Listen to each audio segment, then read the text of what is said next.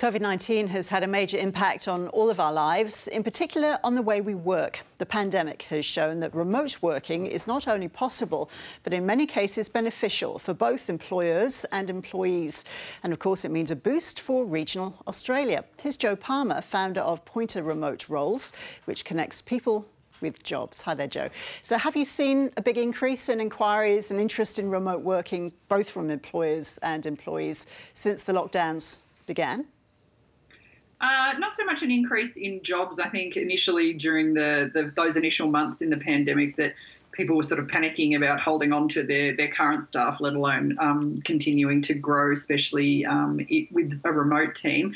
But we've definitely started to see businesses' confidence build over the last couple of weeks and are seeing more jobs coming through. But we definitely saw a big spike in organisations who were doing this remote thing for the first time and needing a hand. And so getting in touch to be like, how do we actually do this, the logistics on making this work? So that's where we saw an uptake in it. Okay.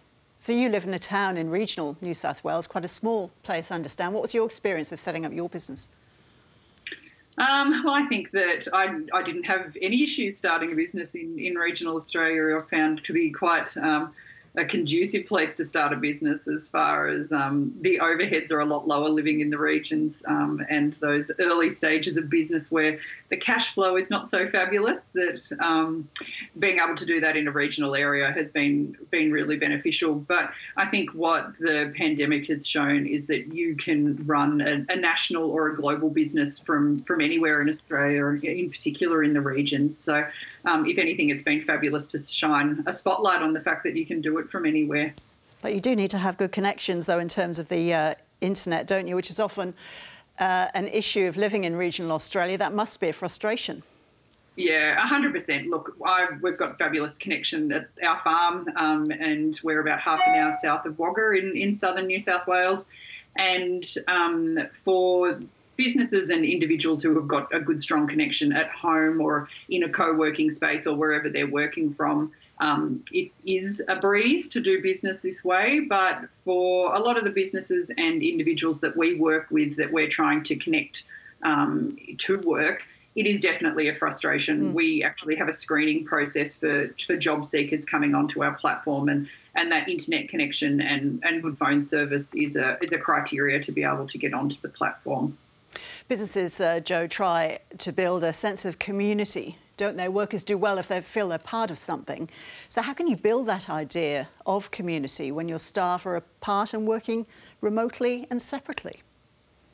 Well, look, plenty of us do it. My team is completely remote. We've been remote from the start.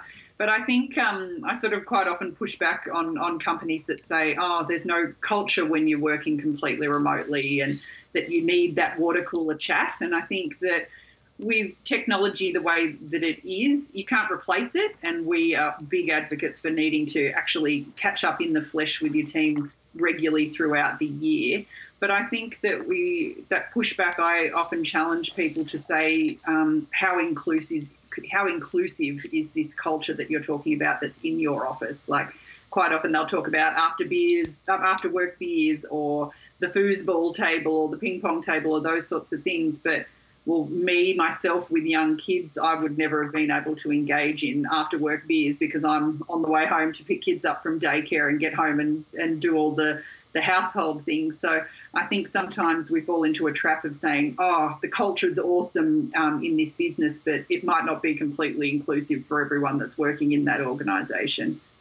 Jo Palmer, thank you. Thank you.